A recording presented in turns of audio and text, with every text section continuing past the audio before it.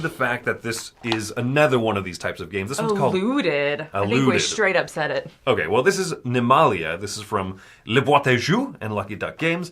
And this is an animal-themed game where you have cards divided into quadrants and you overlap them over each other. Surprise! Y'all didn't see that coming. Right. This one does it differently, though, by the fact that the background matters, the type of animal matters and stuff, because there are 5 different types of scoring events that will happen in the game, and there's a few different scoring conditions. So at the end of the first round, the first scoring condition will go off. At the end of the second round, 2 different scoring conditions will go off. At the end of the third round, two different scoring conditions will go off. 1 and 2, then 2 and 3, and then 3 and 4, and then 1 and 4.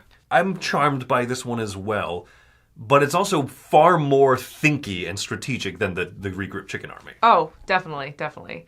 Yeah, I enjoy... So, like, the animals, they play differently depending on who they are. Like, the cute little otters have to be by water, so you have to connect them. And just, yeah, everything works a little bit differently, and I like that. And I like that it's based on the scoring objectives, that the animals themselves don't have extra fiddly rules you have to remember. It's based on, hey, the scoring objectives there in the middle of the table say... this game, otters next to waters, super matters. And then you switch it out and you play another time, and it's that you don't want... you have a different blue back condition. You need to make sure that penguins are adjacent to water. Something like that. Yeah. That's not a great example. I'm not giving the best.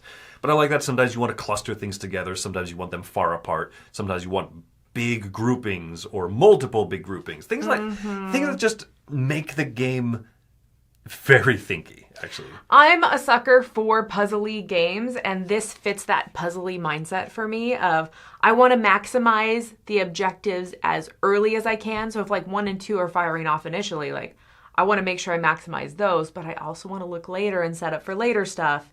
And I know, hey, at some point 2 is not going to score again, but 1 is going to score again. So I enjoy that form of puzzle. It's a lot of fun for me. I think just because there's so many other games that are like this, it didn't quite make a 7 for me. This is going to be a 6.5 because there just are so many of these that have come out recently. And I'm like, they're all good to some extent, but what would make me pick this over anything else? Oh, that's interesting. Okay. So, I'm giving this a 7.5. I actually even like it a smidge more than I like the Regroup Chicken Army. You're right that there are plenty of card games that do this. Overlap, make groupings and stuff. Yeah.